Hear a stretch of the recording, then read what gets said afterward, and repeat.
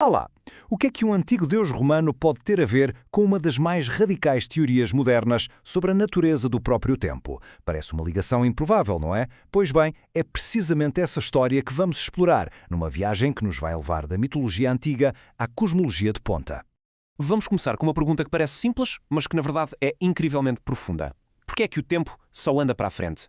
É algo que todos nós sentimos no dia-a-dia, certo? O tempo flui do passado para o futuro. Uma chávena cai e parte-se, mas alguma vez vimos os cacos a saltarem do chão e a recomporem-se sozinhos? Claro que não. A grande questão é, porquê? Bem, na física, este fenómeno tem um nome: a seta do tempo. É basicamente o termo que se usa para esta tendência teimosa que tudo no nosso universo tem de seguir numa única direção temporal. E, olhem, para nós isto parece a coisa mais óbvia do mundo, mas para um físico é um dos maiores mistérios que existem. E o que torna isto um verdadeiro quebra-cabeças é o seguinte: as leis fundamentais da física, aquelas que governam o universo ao nível mais pequeno, parece que não querem saber da direção do tempo. Para elas, tanto faz. Funcionam perfeitamente para a frente ou para trás, como um filme que se pode ver do início ao fim, ou ao contrário. Ou seja, a nossa experiência de uma rua de sentido único para o tempo bate de frente com o que as leis da física nos dizem ser uma rua de dois sentidos. É um paradoxo. Ok, então, como é que se resolve isto? Vamos espreitar uma solução possível. E preparem-se, porque é uma ideia cosmológica, mesmo radical, que vira de cabeça para baixo muito do que pensamos sobre a origem do universo. Esta solução tem um nome bastante poético, que já vamos ver de onde vem, o cenário atrator Jano. É no fundo uma maneira completamente nova de olhar para este problema da seta do tempo. E a ideia central, bem, é daquelas de nos deixar a pensar. A teoria diz que o nosso universo não teve um início simples. Em vez disso, houve um ponto, a que chamam ponto de Jano, que deu origem não a um, mas a dois universos. De um lado, o nosso, onde o tempo avança como o conhecemos, e do outro, um universo espelho, onde o tempo corre para trás, a partir do mesmo exato ponto. Incrível, não? E claro, isto leva-nos à pergunta que está na cabeça de toda a gente. Porquê esse nome? Porque Jano. É aqui que a nossa viagem nos leva da cosmologia de ponta para a Roma Antiga.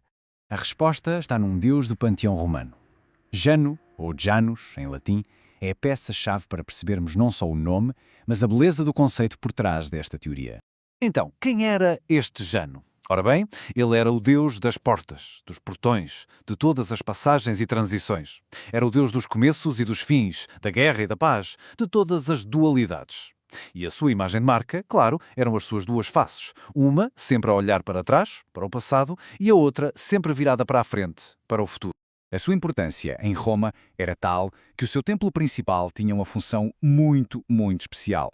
O historiador Plutarco conta-nos que o templo estava sempre de portas abertas em tempo de guerra, mas, quando a paz finalmente chegava, as portas eram fechadas. E vale a pena pararmos um pouco neste templo, porque as suas portas eram na verdade um símbolo poderosíssimo, quase como um barómetro para todo o Império Romano. A lógica era muito simples, mas muito forte. Portas abertas, Roma estava em guerra. Portas fechadas, o Império estava em paz. Era um sinal visual, imediato, que toda a gente entendia. E para se ter uma ideia do que isto significava, pensem neste número, 400. As portas do templo chegaram a estar abertas durante 400 anos seguidos. É um testemunho incrível e um pouco sombrio de quão rara era a paz naqueles tempos. E os registros históricos confirmam o quão raros eram estes momentos de paz. Depois de um primeiro fecho lendário, nos primórdios de Roma, as portas só voltaram a fechar-se em 235 a.C., e por pouco tempo.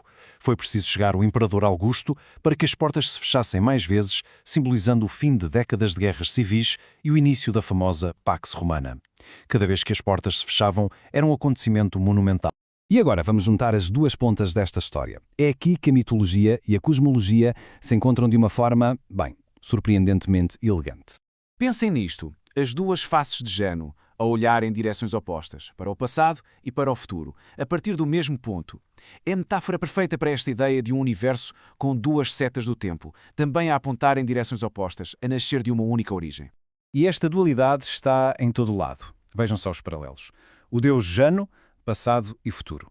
O seu templo, guerra e paz.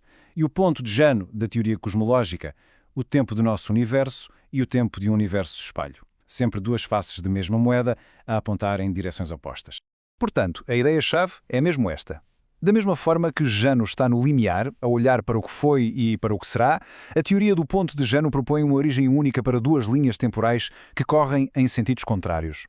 É fascinante como um conceito com milhares de anos nos dá a linguagem perfeita para descrever uma ideia científica tão moderna. E isto deixa-nos com uma última pergunta. Uma pergunta para refletir. E se o Big Bang não foi só o início para nós? Isso foi, ao mesmo tempo, o início de um universo espelho. Um universo que do outro lado desse portal de Jano está neste momento a viver o tempo ao contrário.